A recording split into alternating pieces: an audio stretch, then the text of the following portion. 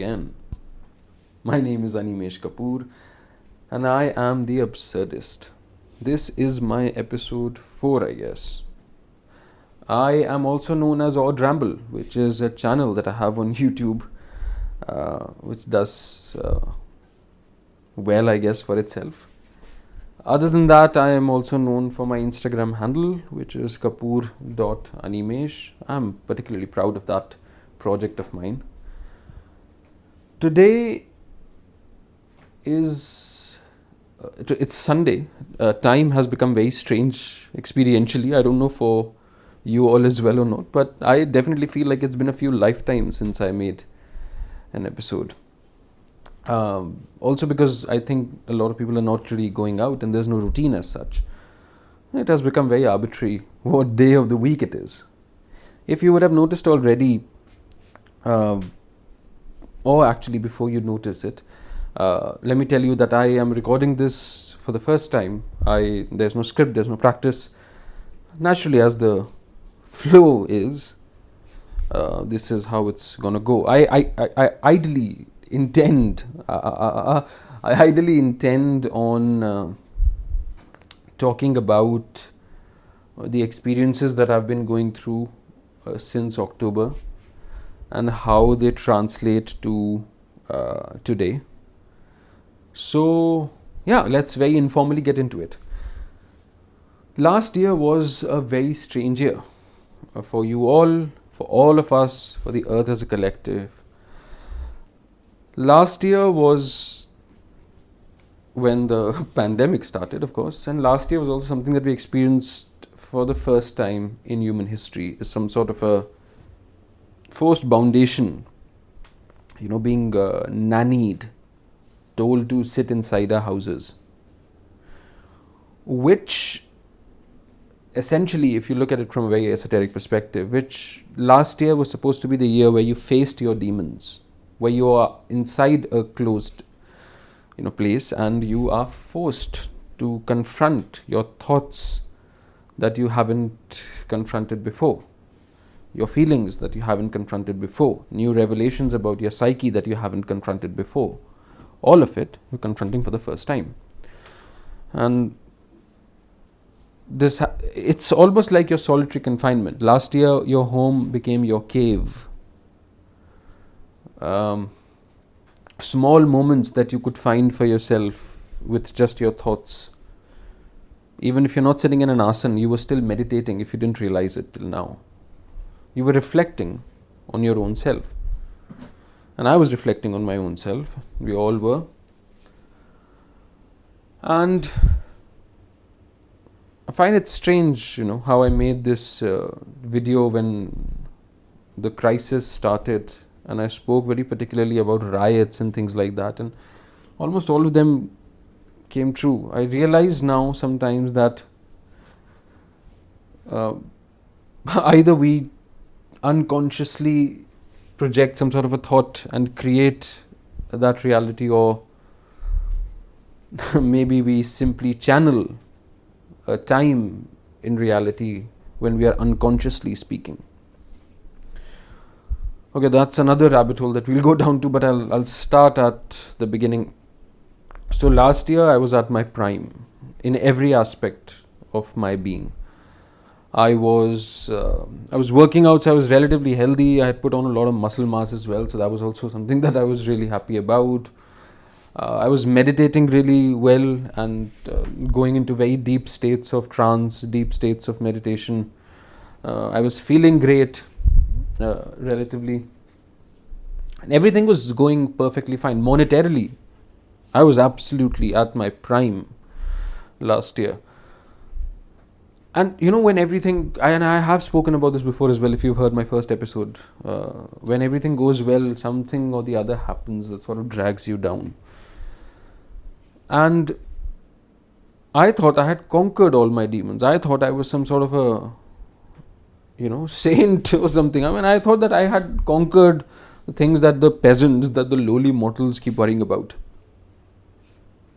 But as I said, last year was when you face your shadow. And I wasn't able to face my shadow by doing internal work. I I was meditating and all of that, but I wasn't really reflecting on the lessons that I was learning. I wasn't integrating those lessons into my being. I wasn't integrating those lessons into my real life. I was simply reading things and I went ahead with it. Another reason is that that was also one of the times in my life where I was at my most material, where, as I said, I was making a lot of achievements in my life, but a lot of them were material. And because all of them were material, I applied that material lens to everything in life. The way I saw it, meditation was this simply psychological exercise that you do where you place your awareness outside, or you create a new awareness that observes your old awareness, whatever you want to call it. But meditation has existed for 1,000 years. 3,000, 4,000, 5,000 years, at the very least 9,000 if you really go back by some historical accounts.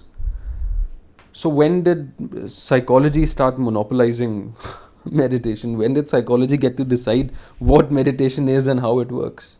No, you got to read the source material. What meditation is, you got to believe the source material, because if you're following the discipline, you have to believe what the writers of that discipline were talking about. And they do not talk about meditation being separate from spirituality. They are one and the same thing. Alright, and if you notice in my timeline as well, if you go back in my Instagram and things like that, around the same time I was also, I still am.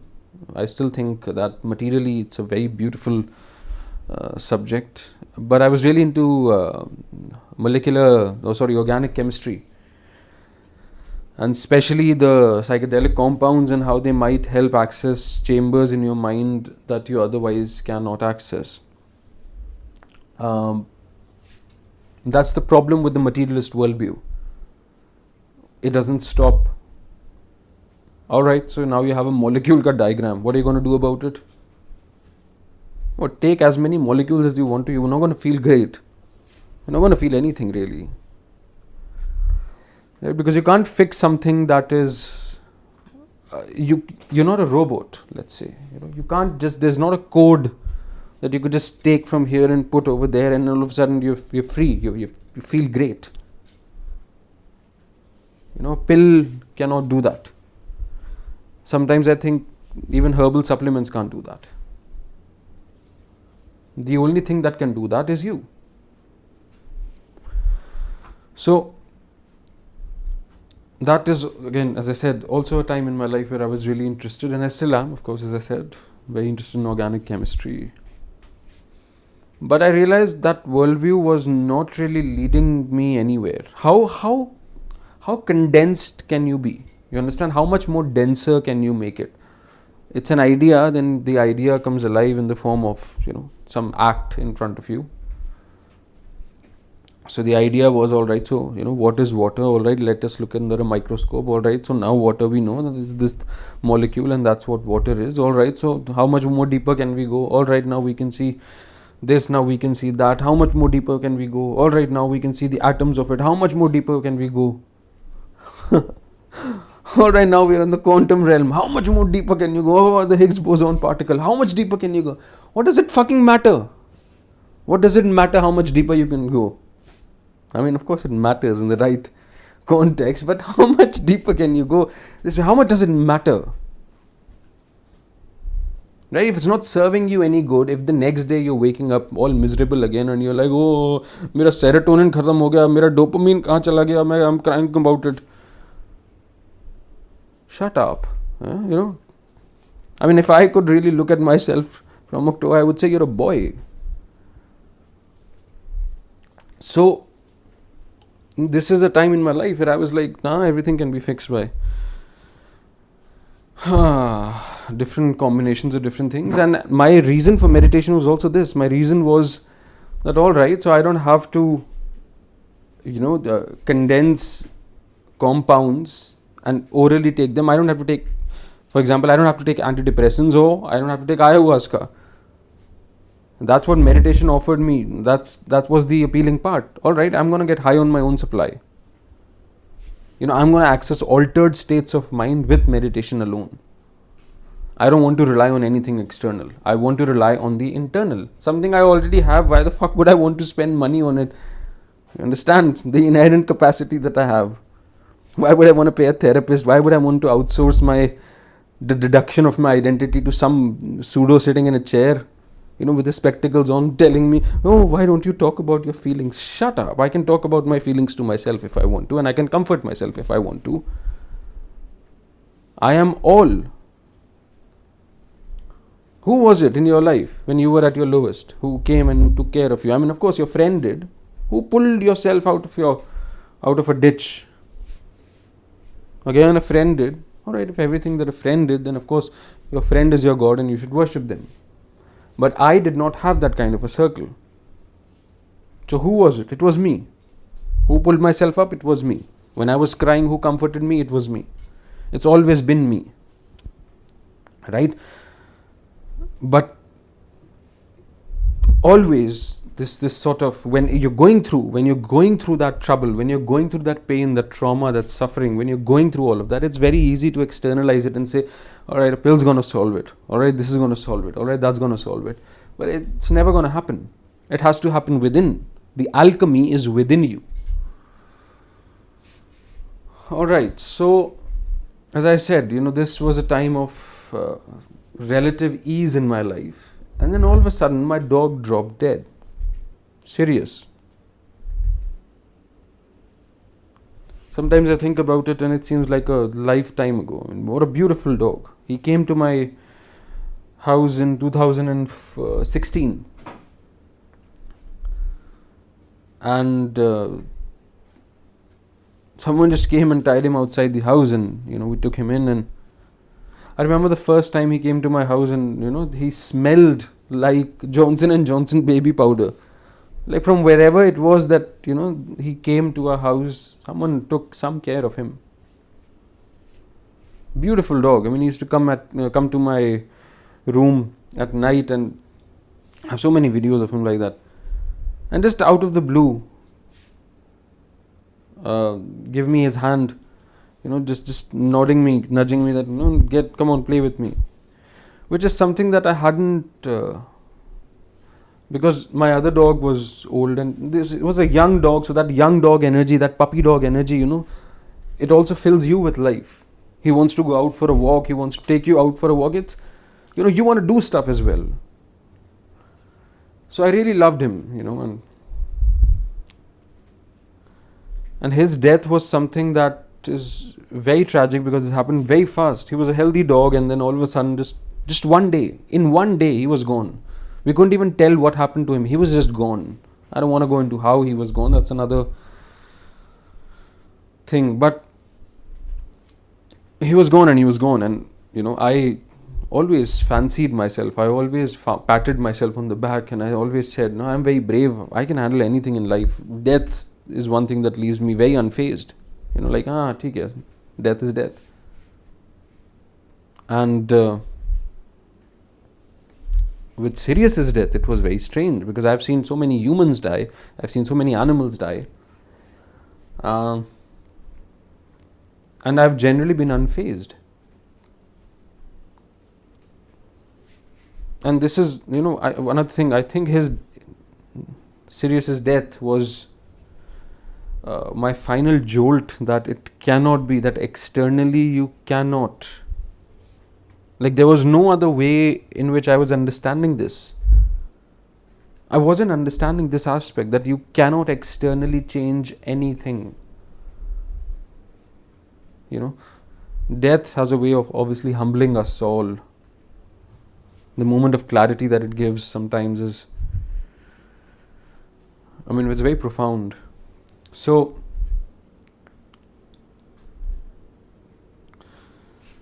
Sirius,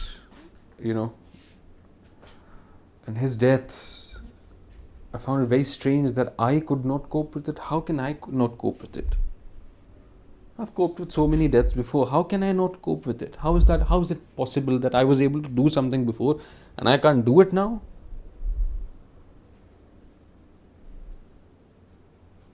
What was it? Was it pride? Was it ego? I wonder sometimes. And then my descent started. This is when what typically you would call the dark night of the soul,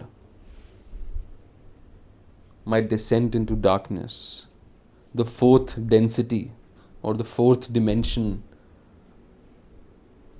of darkness. A lot of people think fourth dimension is the dimension of love. No, not really. If you really read, for example, Buddhist literature, you read esoteric texts, the astral plane, the fourth dimension, is the dimension of immateriality, where evil, and of course good as well, but both can exist, depending on what the consciousness of the collective is, both can exist. So, it's a tricky place, it's a very tricky place. That is also the place where a lot of the lucid dreaming happens. Of course, there are a lot of variations behind how the astral body and the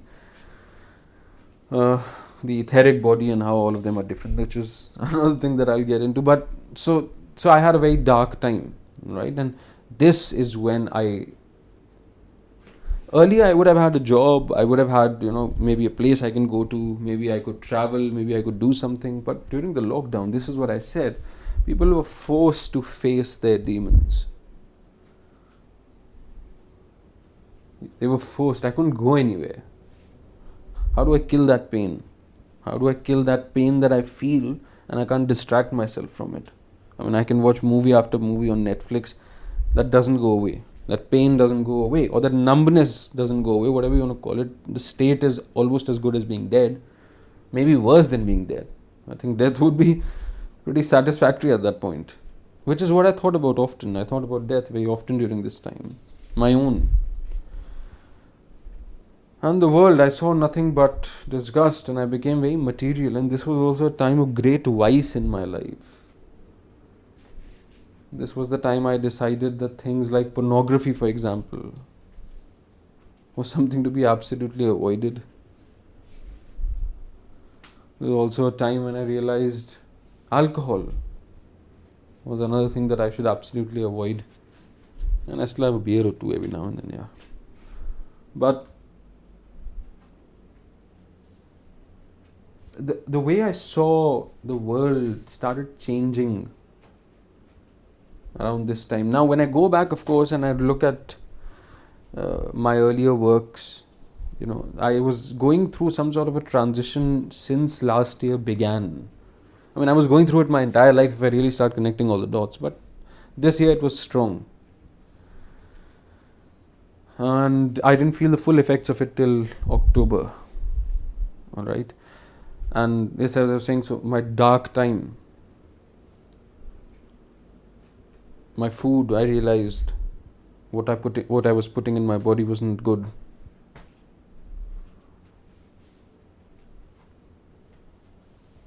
I realized just a lot of really strange things. I had these strange, profound realizations. Alright? And most of them were not really suiting me in any way. The visual outlook was getting darker. The way I explain it is that lights and the world literally looked dimmer. Alright? It looked darker. And no serotonin, no dopamine, nothing was gonna help, nothing was helping. Right? And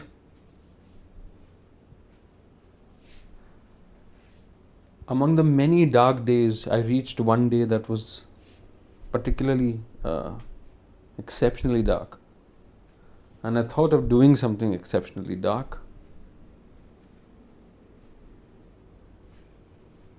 But before I did decide that I will do something exceptionally dark, I thought, I've tried everything material. I've tried to condense it into molecules. I've tried to condense it into archetypes. I've tried to condense it into, some other theory or the other. I've tried to condense it into everything. I've tried everything.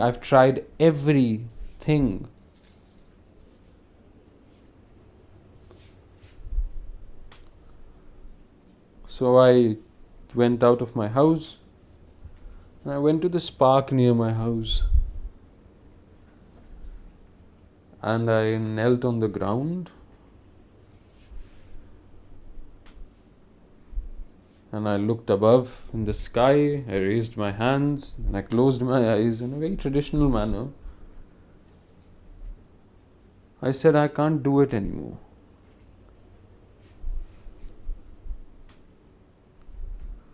I can't carry the weight anymore. It's too heavy. I don't want to live. I don't. And I can't do anything, and I need your help. So I humbled myself. I really humbled myself, First time, I was a very proud person. I pride myself on my intellect. I pride myself on my language. I pride myself on a lot of different things. And this really it brought me to my knees. How much more humble can you get? So, I said, and very strangely enough, I said, whatever is your will. Whatever is the will of the divine. That's something I keep saying. I don't know why. Whatever is the will of the divine. So, I did this, and I came back to my house, and I went to sleep. And the next day when I woke up, I was not the same.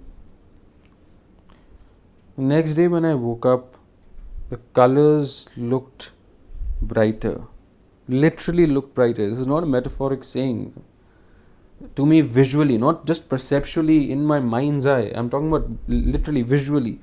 There was a visual change in the way colors looked to me. I had reading glasses before. I got rid of them. I don't need them. My vision is clear. I don't know why or how, but it is. Or I'll tell you what happened then. And then all of a sudden, my taste buds changed. And I couldn't eat meat anymore. And automatically I started eating vegetarian food and gravitating towards vegetarian food. Automatically, alright? Nothing that I did. I started having prophetic dreams. Often I dream about something one day before and the next day something very similar happens. Very strange. There's a stream, the flow, the finesse in the manner that I speak. You could look at my earlier videos and you would realize that this sort of rapid progression of ideas was not something that was there before.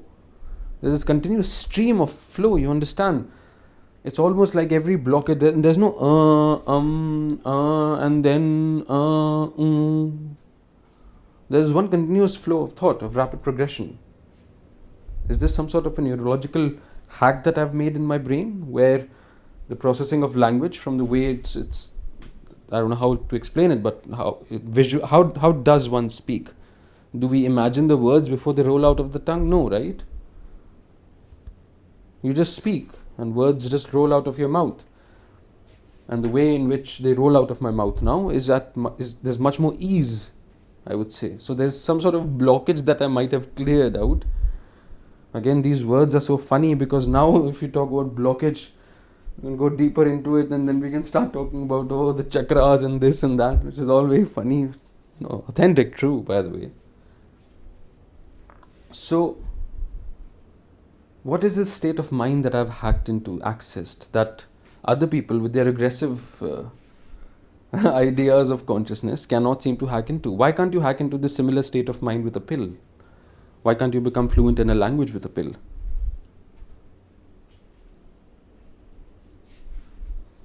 Or in an idea? Why can't you take a smart pill? Why is there no nootropic available? Or maybe there are, maybe you guys would know about it.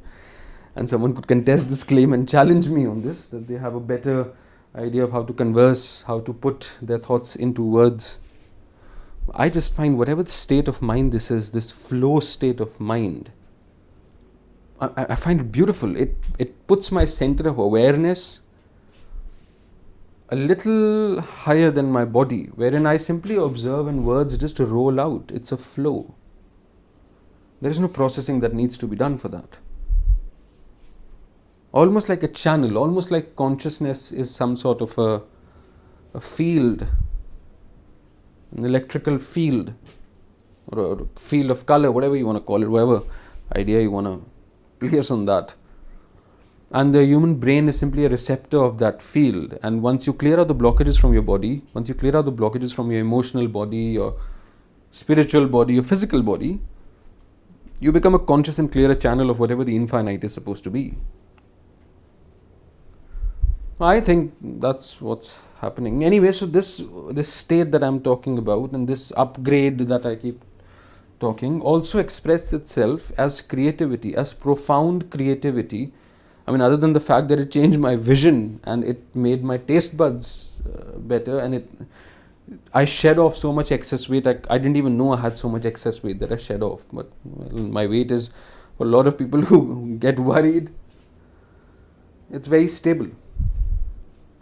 Along with the other things that, of course, as I was saying, it did, this state of mind that I seem to have hacked into, accessed, is that it's given me absolute, profound, clear, creative expression, and in every manner possible.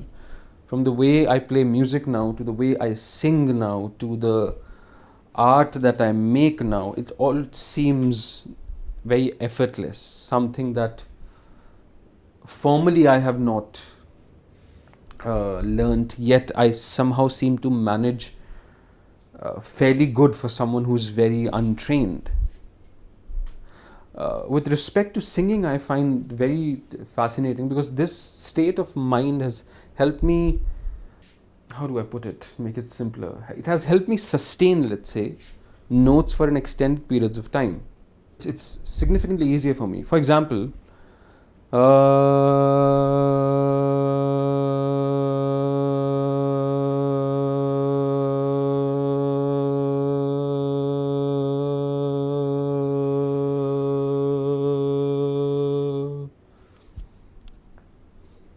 I'm guessing that was long. The problem is that I had been a smoker for most of my life and I could not sustain notes for more than 2 or 3 seconds.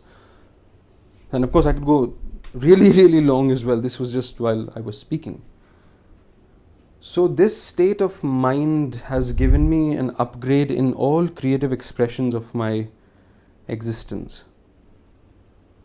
From that day when I woke up on the 18th of October, everything has looked better to me. Everything looks beautiful. I could sit on a bench and simply observe the honeybees from day to night and not move from there.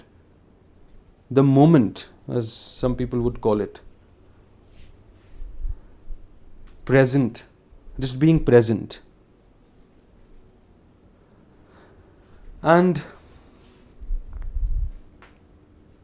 this state of mind, if you start reading about it esoterically, is the opening of is the climb, the ascent of your kundalini, of the serpent energy coiled at the base of your spine. And once it starts climbing upwards, you start shedding densities of you.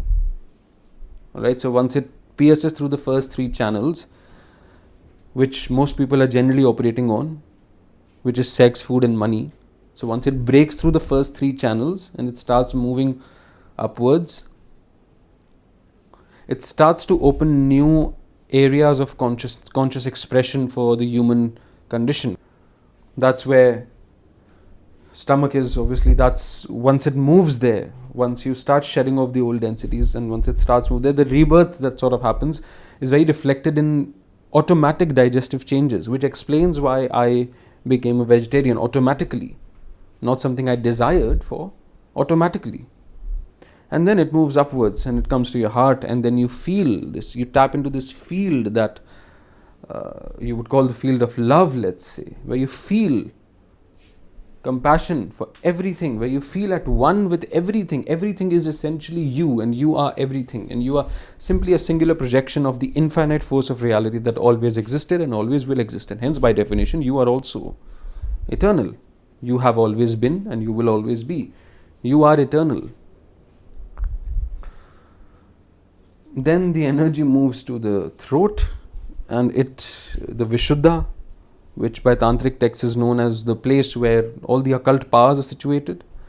This is where it has expressed for me, as of course one of the ways is the singing has dramatically improved, but other than that, the speech, the clarity of speech, the conscious expression wherever the field of consciousness is and wherever it enters inside the body, the link between it and the throat, the tongue, the mouth, seems to have upgraded for me. So I've accessed a new area, a new dimension of that, whatever that is, whatever you want to call it, so Vishuddha. Alright, and this also makes it very easy for me to people say that it makes easy for people to perceive other people, which is, of course, one of the things that happens once it's ascending from the Vishuddha to Agya as well, which is your third eye, which is where my sense of perception has drastically improved. I'm sleeping at times and I know if someone is standing and I open my eyes automatically, even if I'm in a deep sleep. How does this happen, I wonder often? How do we become aware that we are being observed even while we are unconscious? Sleeping technically is you being unconscious. Or even at a distance. Have you ever noticed how you're walking at a distance and you notice that someone is staring at you? You can feel it. How do you feel it? What is that sense? Well, it's your third eye. It's your sense of perception. Super perception. I realized that my entire life I was training my third eye as well. For example, when I was young, I was very fascinated by body language as a discipline, and I wanted to learn more about it. I saw this series called Lie to Me, and I was very fascinated by this guy. It turned out that he was the real life inspiration for him was this guy called Paul Ekman, who is an expert on micro expressions. That's obviously one of the reasons. That's of course one of the reasons why I wanted to go into criminal psychology as well, to read people from a distance.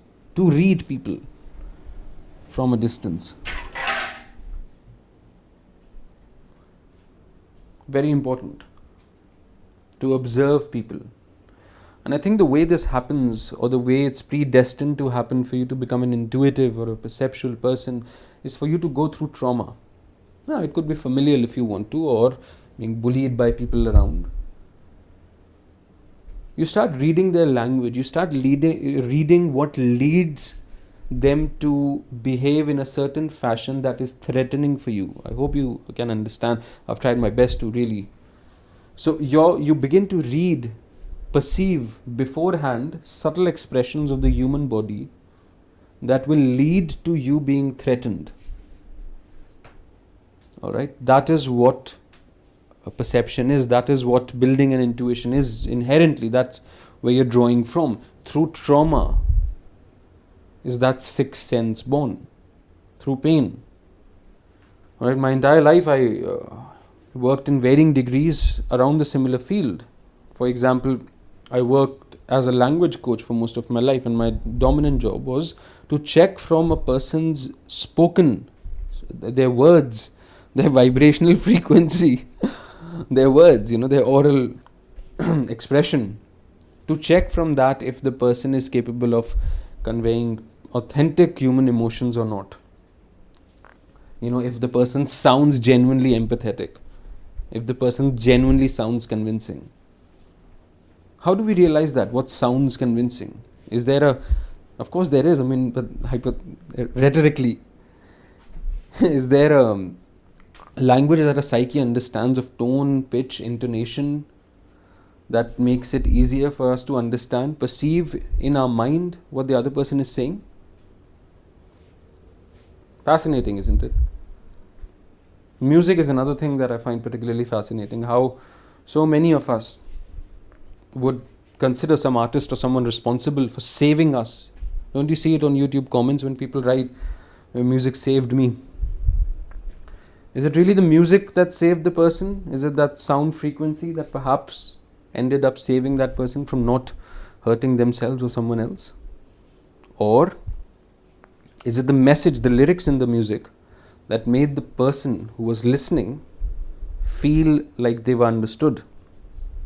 So the person listening simply wanted someone else to say what they have always believed in, and that makes them feel not alone. Let me have some water.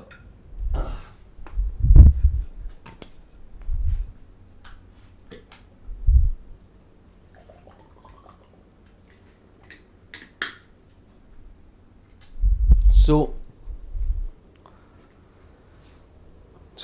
this at Agya, and once it crosses Agya, it goes to the Sahasrara, which is the crown, which is the corona, which is the corona above your head. Do you know, I found something strange while I was reading about all these things. Almost all the symptoms of awakening are very similar to classic allergy-like symptoms.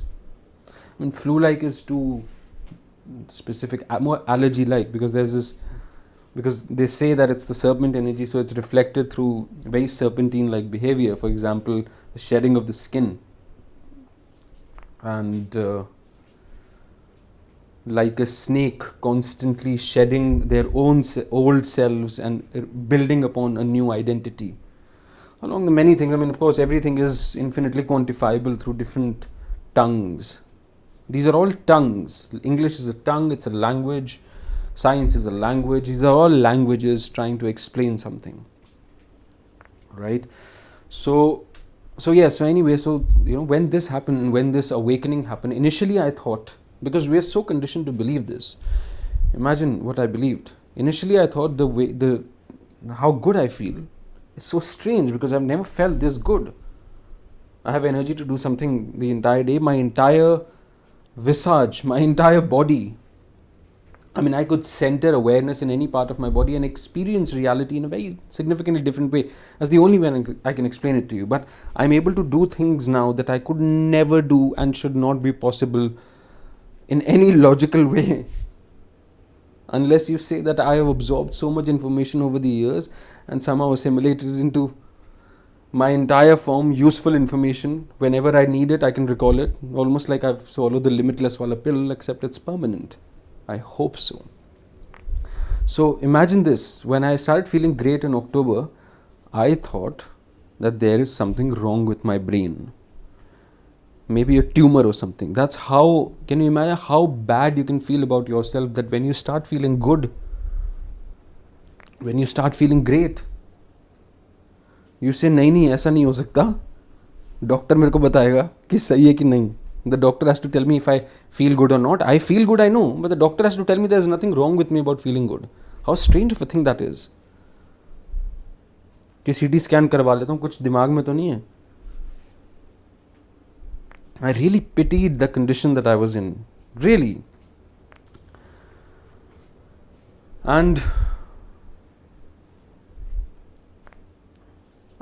see, I've been very smart. I find it very strange that I used to have these moments of awakening before, like this small moment, as in I'm sitting somewhere and I realize, it's better to just get up and go to the mountains and live over there quietly. I used to have these small moments of awakening, but in October, all those moments, let's say, connected together in this one continuous stream of flow. What I find particularly even more strange rather is that I thought that it will reduce in intensity, or maybe I'll just acclimatize to whatever this changing thought pattern is, this perceptual pattern of seeing reality. But it keeps getting stronger. I keep thinking that it will go away and I'll go back to becoming what I was before. But I can't. I keep changing and I keep getting better. I keep evolving. I keep living the embodiment of the change that I want to see in the world. Which is another thing that I was thinking recently. And these thoughts that I keep talking about thinking recently are more like downloads. Think of them like flows of streams of frequencies of consciousness that makes you realize something. These are sudden realizations. These are epiphanies. This is not just thinking. These are very structured thoughts, connected infinitely to whatever variable you can take, forward or backward.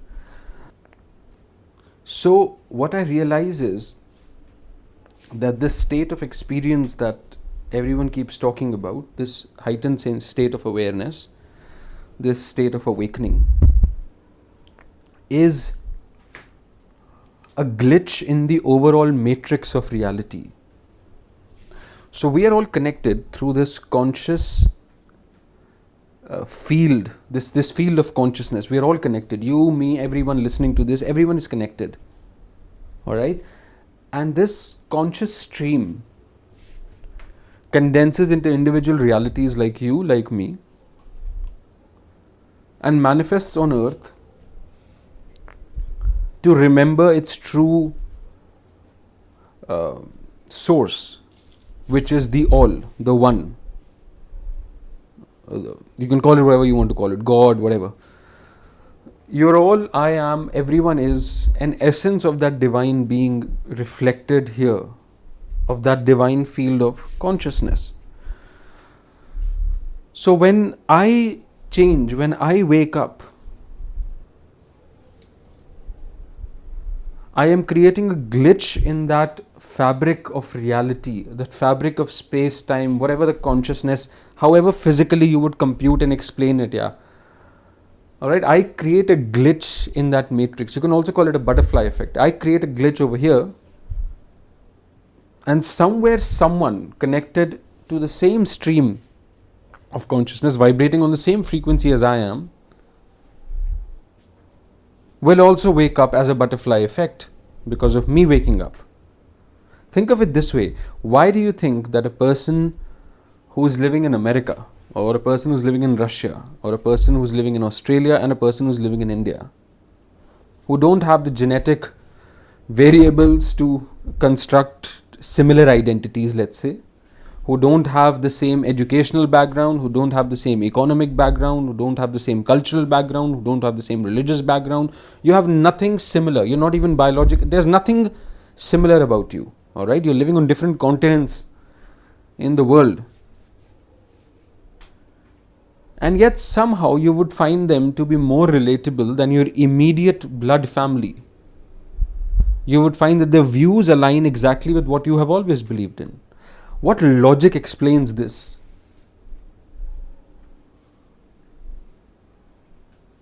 Other than the fact that there is a stream of consciousness, and all of us are vibrating on different intensities, receiving this consciousness. And that's what it is. Me waking up to this matrix, me realizing this, me connecting all those dots, and then me being the living embodiment of the change that I want to see in the world. This is how it connects the outer to the inner. The outer world is a reflection of what you are within. Like attracts like. Your tribe, birds of a feather flock together, whatever you want to call it. There are many different languages for it. Quantum entanglement of some sort. So like attracts like. Alright? And for like to attract like, if you are living in filth, if you're making bad choices with respect to the food that you eat, if you're making bad choices with respect to the relationships that you have, if you're making bad choices to the way, to the job that you are, maybe you're not enjoying the job that you're doing. If you're making bad choices, how can you expect new things to come? If your choices till now you've tried everything. For example, let's say a woman, a very empowered woman, has tried everything. Alright, or a man who's tried everything. And they've tried everything, and now they've reached a point where they don't know what more to do. You know, the man has tried everything. He's dated all sorts of different women. The woman has tried dating all sorts of different men. And they complain and they question and they say, "Arey, हमारे साथ ही ऐसा क्यों होता है? Why does it happen only to us?" Well, because you've been doing the same thing. You are reaffirming, you're reinforcing the pattern, you're reinforcing that pattern behavior, that singular dimensional thinking, which is another thing that I'll come to, what that is. So you're reinforcing that idea. To see the world differently, you have to be different. To change the world, you have to change yourself. You have to start with yourself. If you wake up, your family might not, your neighbors might not, but somewhere in that stream of consciousness who's vibrating at the same intensity as you are is going to wake up. Alright? And that is another thing. I think that sometimes we purposely come into circumstances with our immediate family and our friend circle to train us in a manner that is going to make us break the chain. We don't have to end up like others. You don't have to end up like your parents. You don't have to end up like anyone else. You have to end up like you. To end up like you have to be the change that they could not be. It's as simple as that. And by you simply changing, this is one of the best things though. You know how beautiful it is. One of the reasons why I think sadhus don't go on the street telling everyone that they figured it out is because they understand it completely, that them living in a hut, simply by living simply, they have made the change in that conscious field, and they've woken up someone else in the other side of the globe who doesn't even know that this happened because they woke up. What do I mean by making better life choices? Number one, be happy with what you have. Be grateful with what you have. Most people don't have that. If you're listening to this podcast ideally, and if you're understanding even half of what I'm saying, you are privileged in some manner or the other already.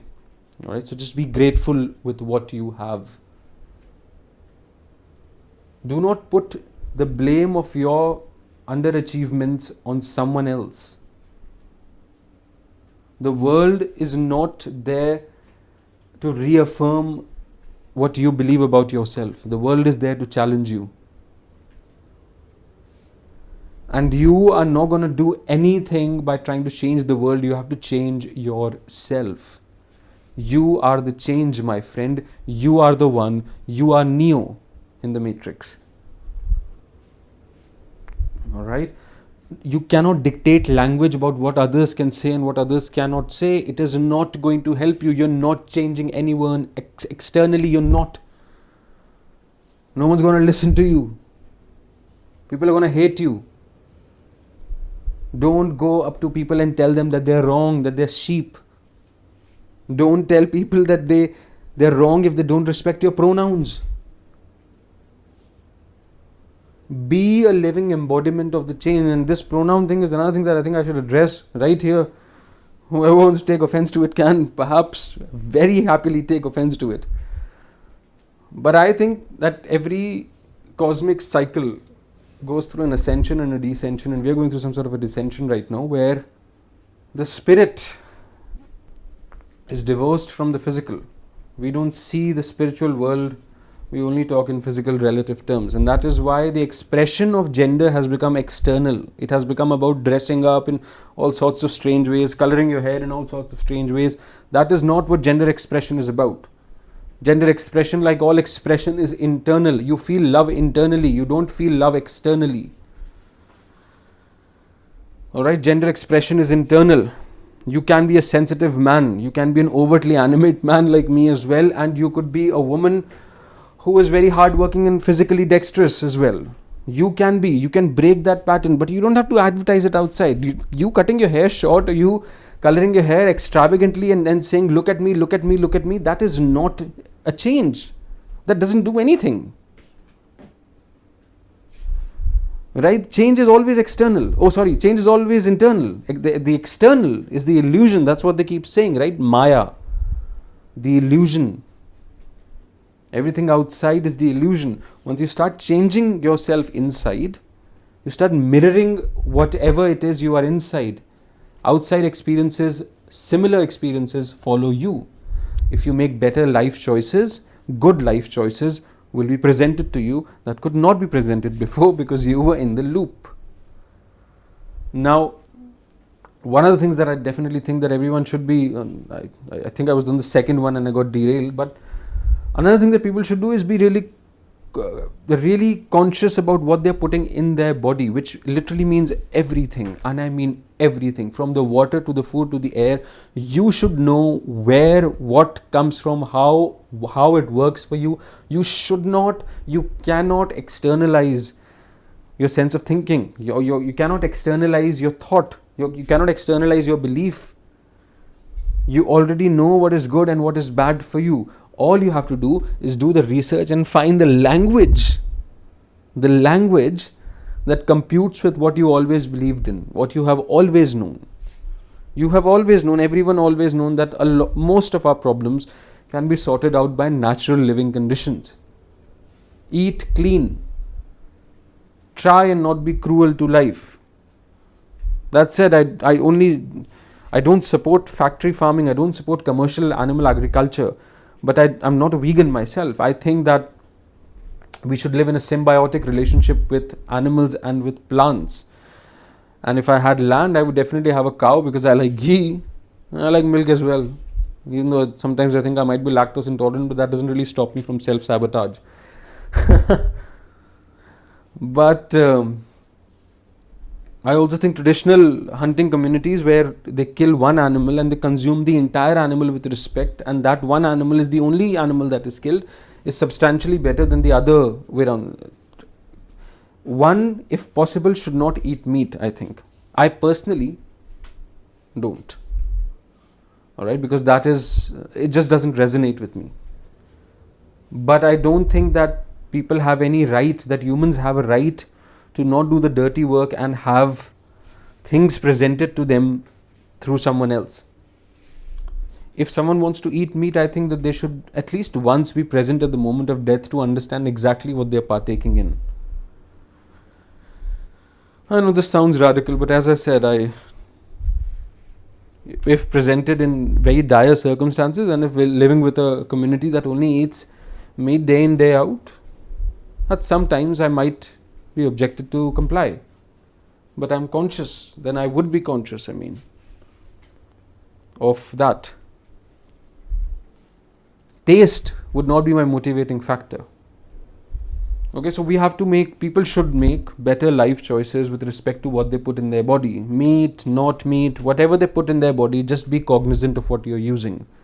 Understand your body. Don't externalize the knowledge of your body to someone else who doesn't understand it.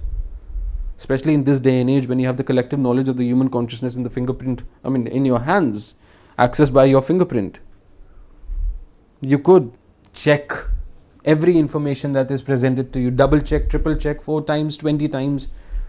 It's your body after all. It's your living condition, your vessel. You must take care of it. Alright? Some sort of physical activity, I think, is definitely required. I don't think we should be praising lifestyle choices that serve no one any good. I think that one should be fit. Whatever fitness is for that person should be able to walk, that person should be able to talk, that person should not be groggy, that person should not have drool coming out of their mouth where you're trying to make conversation with them. You should be alive, fresh. Your mind, your eyes, your face should look like you're a fresh person. When someone talks to you, they should feel like, alright, this is another alive person, not some brain dead zombie. Alright, show enthusiasm. Flex your face a little bit. Do some facial yoga. Look happy sometimes, so that other people are excited talking to you. Look approachable. Don't look like some angry person standing in the corner. No one's going to come up and talk to you. I am one person that I shouldn't be talking about this because of the way I live generally. But I think generally, overall, you should look like an approachable person. You shouldn't look like someone if there's a demon on the street, you shouldn't be like the person that another human being runs away from instead of the demon. So take care of your vessel. It houses divinity itself. I think what we are going through right now is some sort of an awakening, where people, as I said, were forced, and of course they are being forced even now, to sit inside their houses and confront their demons. I think that you should confront your demons, conquer them, and come out a better person. Do not come out as the person who went into this quarantine. Come out as a human being. Come out as a divine sovereign being. Come out as someone who other people look at and say, they figured out something. Honestly, no one's going to say that. But you get the idea. So, this is another reason why I don't believe a lot in the overt psychedelic culture. The overt, like, oh, dude, did you try ayahuasca? Dude, did you try mushrooms? No. That is again an external expression. You can access everything internally already. Right now. There are many ways, of course, for doing this. There are many ways of reaching this point of consciousness. Meditation, but the right meditation, which is Kriya Yoga. One must do Kriya Yoga One must practice, understand the philosophy of Kriya Yoga. That is one of the ways that you can access a similar state of mind where you clear your blockages and you become a conscious vessel of the infinite, or whatever you want to call it. Infinite is just one of the words that I use. Be the change. Do the things that your parents couldn't do. Do the things that your friends couldn't do. You are the glitch. Live your life exactly as you want the outer world to be. If you want a world that is better, then live your life as a better human being. If you want to see the world and if you want to live in the world that is worse, then be what you are. Or be worse. Condense it further. Make it more material. Try to find more material abstraction from it all. We are going through a foundational shift in what reality is going to be like, how perceptual reality is going to look like from today as opposed to in the next 5, even less than that. I think even in the next 3 years is going to be significantly different to how reality looks like to you right now. We are approaching a unified sort of a field theory, a unified theory of science, a theory of everything of sorts. People are close to it more than ever before, I think. Because right now, everything is mixing together. Quantum physics, psychology, organic chemistry, meditation, spirituality, philosophy. Philosophy is really big right now as well. So we're very close to this unified theory of what everything might be. Generally very early to the party. So this time I think what the grand revelation is ideally going to be, and what even it is right now as well, what I hope you understood till now, is that there is no knowledge that you need from an external source. You already know everything. What you need is simply for someone to put it into words so that you can access that information that is already contained in your brain, in your mind, in your soul. Alright, that is disclosure.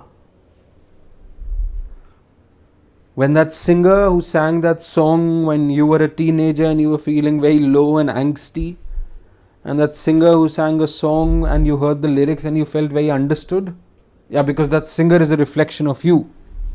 They went through a very similar life experience as you, perhaps entirely similar. That's why you felt so understood. We are connected in ways you cannot imagine. And very soon, science is going to disclose great things, but remember, science is just a language. Religion, philosophy, psychology, these are all languages. You read these languages, you understand these languages, so that in your head you understand everything. In your head you have to understand everything. You don't have to verbalize everything like I do. Remember, as children, many times the teacher would say, "Apne shabdon mein likho," write it in your own words, learn it in your own words. That is what is important. Someone else explaining things to you is them explaining it in their own words. What you understand is what you understand in your own words. So if this resonates with you, I hope it does, and I hope that you are also having a good time in this journey of remembering. I don't want people to think that I'm in some extreme state of mind. I'm very calm, profoundly so. I don't even check my phone sometimes the entire day long. I don't want people to think that I am, obviously, I don't think that anyone should think that I'm being negative about whatever I've said. I'm in a profoundly clear state of mind. As I said, I can simply sit and observe everything. Awareness just flows through. There's no need for some sort of stimulation to justify why I'm living, why I'm breathing. There is no need for it. Simply observing. But as I said, everyone understands it in their own time. And for those that have, thank you very much. I don't feel so alone. And for those that haven't, I'm sure you're going to get there because I got there. So anyone can. Make no mistake, you're all gods. You're all divinity. That is what every text has spoken. Tatvam asi. You are. I am. One. Separate expressions, separate perceptual expressions of that one field that has always and will always exist. The denser you get, the more material you become, the further away from that field you get. That's why you stop hearing its voice. That's why you stop. Another very strange thing, I think, talking to ourselves is something that is made, it's been bastardized so much by the culture, like something crazy people do. But who do you have but yourself? Who would you talk to but yourself? At the end of the day, who do you have? How much can you talk to people in front of you? Do you never have conversations with yourself? Do you never speak to yourself in your head? That's you. A new perspective of you, a different perspective of you. You should be listening to that inner voice. So, I think this would be all, because of course I lost track of a lot of things that I was saying. But I am awake.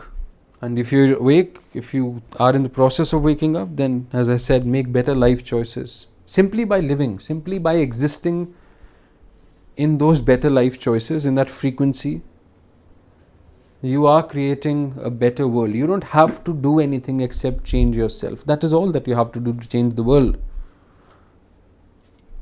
It's really very simple. Start working on it. I'll see you all again soon. Till then, ramble on.